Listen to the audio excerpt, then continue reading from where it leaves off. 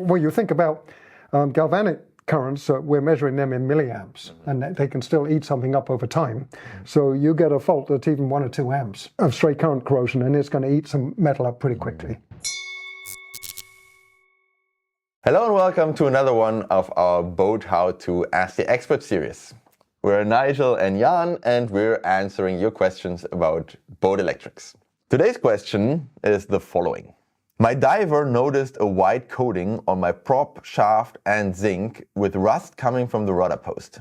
Weeks later, the rudder snapped off. The stainless rudder post had completely disintegrated. Was the white substance the remnants of my rudder post?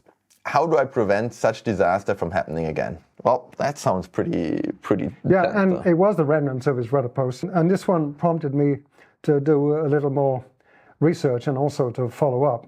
And we discovered what had happened in the end. We've talked previously about the difference between stray current corrosion and galvanic corrosion. Mm-hmm. So with stray current corrosion, you basically you get a fault from a positive conductor in the boat that finds its way to the water and then finds a path back to battery negative.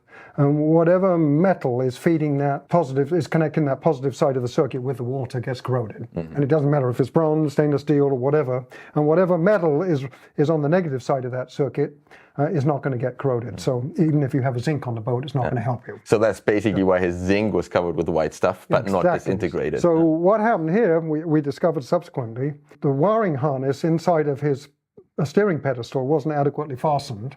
And some of the tie wraps gave out, and the harness was laying up against the chain, his steering chain, and the steering chain cut through the insulation on a positive conductor.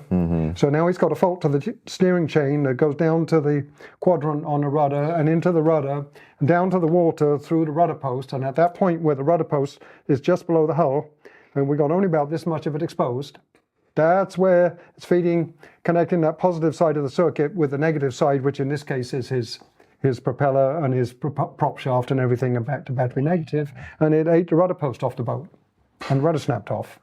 So the fix is easy. And typically, the fix for stray current corrosion is just well-installed circuits and well-supported circuits. Because if there is a fault within the circuit, as long as that fault path is contained within the boat, and it's not got any way to get into the water and through the water, it's not going to cause stray current corrosion. So you mean if that rudder shaft would have been bonded to the battery negative? No, if that wiring bundle had just been better fastened. Well, that's the only thing that it... and then if they had bonded the rudder posts, you're right, inside the boat, the fault path would have been back through that bonded fitting. Probably blown a fuse or something, but... No, probably not enough fault current. It doesn't have to be a whole lot. I've eaten up bronze fittings just experimentally with 3 or 4 amps of fault current. And it eats them up pretty quickly. I mean, they fizz. It doesn't take a whole lot of current to get this stuff going. Well, you think about galvanic currents, we're measuring them in milliamps, and they can still eat something up over time. So you get a fault that's even 1 or 2 amps of stray current corrosion, and it's going to eat some metal up pretty quickly.